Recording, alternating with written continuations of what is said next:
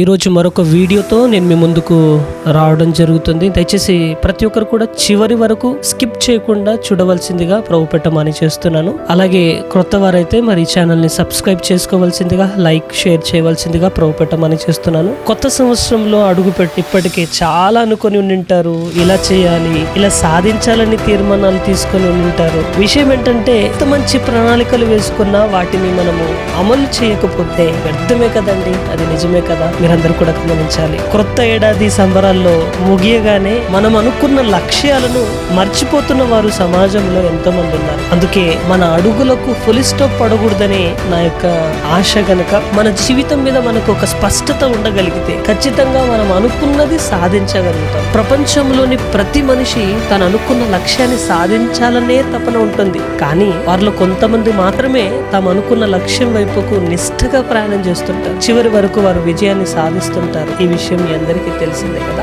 మీరు అనుకున్నది సాధించాలని అంటే అంత సులువైనది కాదు. ఎన్నో అవరోధాలు అధిగమించాల్సి ఉంటుంది. అనుకూలమైన వాతావరణం లేకపోవచ్చు. ప్రతికూల పరిస్థితుల్లోనే లక్ష్య సాధనకు ప్రాథమిక అవరోధాలుగా ఉంటాయనే విషయాన్ని మీరందరూ కూడా గమనించాలి. అయితే ఇందులో ఎన్ని ప్రతికూల పరిస్థితులు ఎదురైనా మీరు లొంగిపోకూడదు, కృంగిపోకూడదు. ఆత్మవిశ్వాసంతో అవరోధాలపై ఆధిపత్యమును సాధించగలిగితే విజయం మీ సొంతమవుతుంది.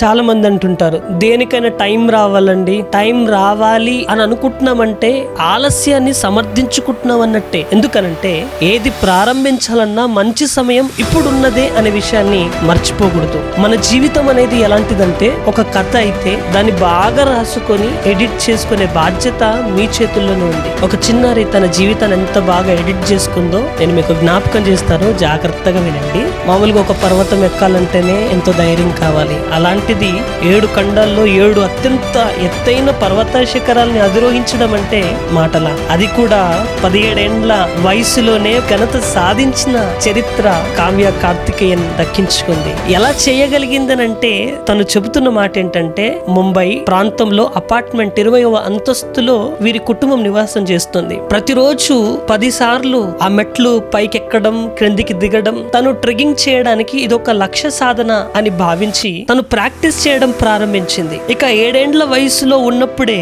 ఉత్తరాఖండ్ లోని చంద్రశిల పర్వతం పైకి ట్రెక్కింగ్ వెళ్ళింది తన తల్లితో కలిసి. 13 ఏండ్లకే ఆఫ్రికాలోని కీలిమంజారో అనే పర్వతాన్ని అధిరోహించి చరిత్రను సాధించినట్టుగా మీరు చూడొచ్చు. తన సాహస్ మిషన్ ను కూడా ప్రారంభించినట్టుగా నేను మీకు జ్ఞాపకం చేస్తున్నాను. ఇక తను ఎంత ఇంటెలిజెంట్ అంటే తన చదువుల్లోనూ ముందే, క్లాస్ టాపర్ లోను ముందే, ఇక భరతనాట్యంలోనూ తనకు ప్రవేశం ఉంది. గిటార్ వాయించడంలోనూ కూడా నైపుణ్యత ఉంది. మార్దన్స్ లో పాల్గొంటుంది. స్కిల్ మానిటరింగ్ లో క్రీడాకారిణి కూడా. ఖేల్ ఇండియా పోటీలో కూడా తాను గెలిచిన కావ్య వింటర్ ఏషియన్ గేమ్స్ లో కూడా పాల్గొనింది. ఇవన్నీ కూడా మీరు ఎలా చేయగలిగారు అని చెప్పేశారంటే తను చెప్తున్న మాట ఒకటే, మన ఆలోచన అనేది మనకు చాలా ప్రాముఖ్యమైనది అనే విషయాన్ని జ్ఞాపకం చేయడం జరిగింది. ఒకసారి నిరాశ ఆవహిస్తే అంత అసాధ్యములా తోస్తుంది, కానీ ఆ పరిస్థితి రానియను. బాగా అలసినప్పుడు నా పాదాలని మాత్రమే నేను చూసుకుంటాను. ఒక అడుగు పైన ఒకటి వేసుకుంటూ పైకి వెళ్తూ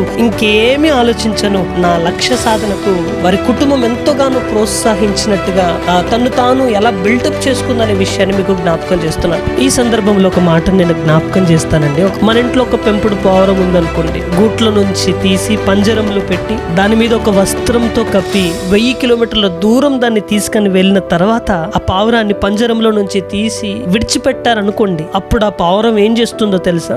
నేరుగా 1000 కిలోమీటర్ల దూరం నుండి వచ్చిన పావురం తిరిగి అదే గూటికి చేరుతున్నట్టుగా మీ అందరికీ ఈ యొక్క వాస్తవమైన విషయాన్ని నేను జ్ఞాపకం చేస్తాను. దానికంటూ ఒక స్పష్టత ఉంది. నేను ఎక్కడి నుంచి వచ్చానో తిరిగి ఎక్కడికి వెళ్తున్నానన్న స్పష్టత కనబడుతుంది. ఈరోజు నీ విషయంలో, మన విషయంలో ఒక స్పష్టత ఉంటే అనుకున్న గమ్యాన్ని మనం చేరుకోగలుగుతాం అనేది ఈ విషయాన్ని మీకు జ్ఞాపకం చేస్తున్నాను. మన అడుగులు ఆగకూడదనంటే సమాజంలో వినిపించే మాట ఒకటి నేను జ్ఞాపకం చేస్తాను. అదేంటంటే యుద్ధంలో వేల మంది ప్రత్యర్థులను సంహరించిన వాడి కంటే తన మనస్సును తాను జయించుకున్న వాడే అసలైన వీరుడు అని చెప్పేసి సమాజంలో వినపడుతున్నమాట. అయితే స్వయం నియంత్రణతో తను తాను వశపరుచుకోగలిగిన మనిషిని ఎవ్వరు కూడా ప్రభావితం చేయలేరు. మీ చేతులున్న సమయాన్ని మీరు వృధా చేసుకుంటున్నారంటే మిమ్మల్ని మీరు మోసం చేసుకుంటున్నారనే విషయాన్ని ఇప్పటికైనా మీరు జ్ఞాపకం చేసుకోవాలి.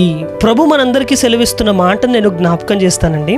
బద్ధకముగా పనిచేయవాడు దరిద్రుడగును, శ్రద్ధ గలవాడు ఐశ్వర్యవంతుడగును అని చెప్పేసి సామెతల గ్రంథం 10వ అధ్యాయము 4వ వచనంలో జ్ఞాపకం చేయడం జరిగింది. అలాగే సామెతల గ్రంథము 13వ అధ్యాయము 4వ వచనంలో సోమరి ఆశపడును కానీ వాని ప్రాణమునకు ఏమీ దొరకదు, శ్రద్ధ గల వారి ప్రాణము పుష్టిగా నుండును అని చెప్పేసి జ్ఞాపకం చేయడం జరిగింది. ప్రసంగి గ్రంథము 9వ అధ్యాయము 10వ వచనంలో చూడగలిగితే చేయుటకు నీ చేతికి వచ్చిన ఏ పని అయినను నీ శక్తి లోపం లేకుండా చెయ్యుము అని చెప్పేసి జ్ఞాపకం చేయడం జరుగుతుంది. అలాగే సామెతల గ్రంథము 14వ అధ్యాయం 23వ వచనంలో మీరు చూడగలిగితే ఏ కష్టము చేసినా లాభమే కలుగును అని చెప్పేసి జ్ఞాపకం చేయడం జరిగింది.